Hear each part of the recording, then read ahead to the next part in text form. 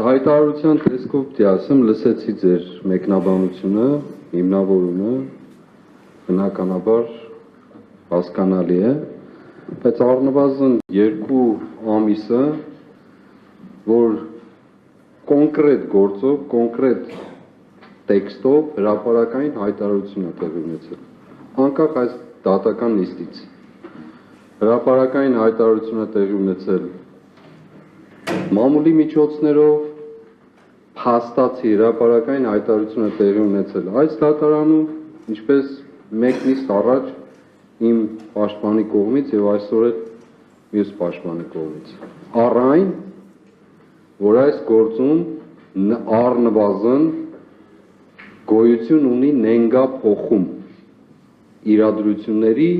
դեպքերի, խոսքերի։ Սա հստակ արձանագրված փաստ է։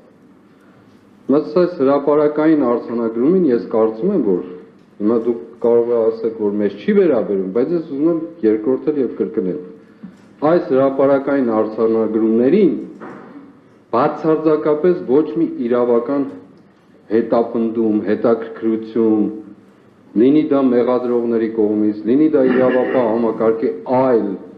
իրավասու մարմինների կողմից տեղի չի ունեցել 2 ամսից ավելի, փաստացի հանցագործության մասին այստեղ հաղորդում է տրվել։ Եվ սա ուզում եմ այս պահին ես արձանագրել, որ մենք, այո, պաշտպանները մեր հանցագործության մասին հաղորդում են տվել եւ հիմա ես հրապարակային նորից եմ կրկնում դա։ Եվ հրապարակային էլ ասում եմ ամենայն պատասխանատվությամբ Հայաստանի Հանրապետությունում գործող գլխավոր դատախազ եւ քննչական կոմիտեի ղեկավարները ստախոս են։ Հիմա սրա համար պատասխանատվություն կենթարկեք, խնդրեմ։ Ես իմ հայտարարությունն արեցի հանցագործության մասին, եթե ես իմ հայտարարությունը ուրիշ գործի արդյունք կլինի, խնդրեմ, պատրաստ եմ նաեւ այնտեղ լինել։ Դատորության մասնակիցներ։ Ներողություն, որ այլ կերպով խոսեցի, բայց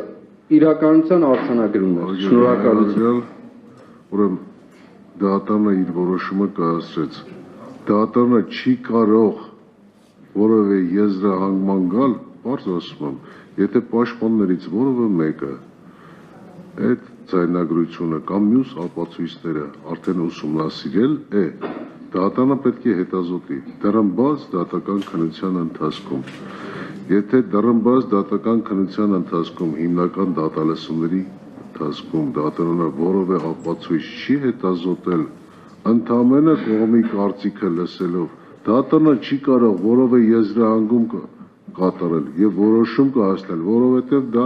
կդիտվի արդեն կողմնապահություն։ Ես մի բան էլ ասեմ, էլի ձեզ, ինչ որ վերաբերում է հանցագործության մասին հաղորդում ներկայացնելուն, խնդրեմ կարող եք հանցագործության մասին հաղորդում ներկայացնել դուք էլ վարորդի ցանկացած մասնակիցել, եթե այդպիսի մեկ առկա է, բայց դատարանին չեք ներկայացնում, դա ներկայացնում եք իրավասու մարմնին։ Եվ մի բան էլ կոչ անեմ ձեզ, եւ պահանջս է եւ խնդրանքս, վարորդի յուրաքանչյուր մասնակցի, մի փորձեք որևէ մեկին ձեր ելույթներով վիրավորել, դրա անհրաժեշտությունը չկա։ Դատարանի պահանջը եւ ցանկությունը հետեւյալն է, որ նորմալ մթնոլորտում մենք կարողանանք նիստի բնականon ընթացքը ապահովել, բոլոր հարցերի լուծումը ժամանակին տալ, որպեսզի անհարկի չերկարաձգվի մեր քննությունը տվյալ վարույթով։ Դրա համար էլ դատարանը յուրաքանչյուր շաբաթը մեկ, սա եզակի երևի երևույթներից մեկն է, յուրաքանչյուր շաբաթը մեկ, ես նշել եմ, որ յուրաքանչյուր 5 շաբթի օր սույն քրեական վարույթով դատական նիստ է հրավիրվում։ Ժամն էլ նախապես բոլորը տեղյակ եք։ Իհարկե։ Ուղղակի ճշգրտում արում, ինչ որ ասացիք նախապես, հիմա էլ որ երկրորդեցիք կրկնեցիք, ինձ համար ընդունելի է այս պահին։ Այդուհանդերձ իմ հայտարարությունը վիրավորանք չէ,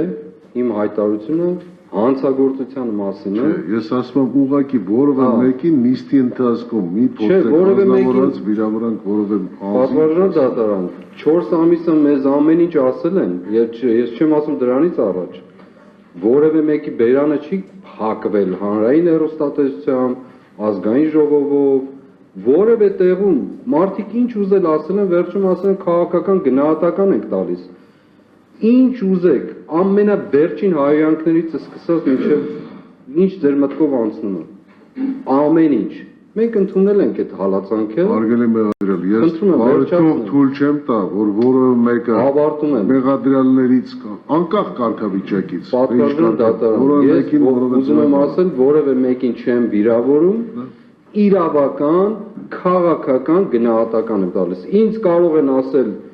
ահաբեկիչ ու չգիտեմ ինչ, եւ վերջում ասեն քաղաքական գնահատական եմ տալիս, ես էլ նույնն եմ անում։ Հանցագործության մասին հրապարակային հաղորդում եւ իրավական ու քաղաքական գնահատական։ Բարի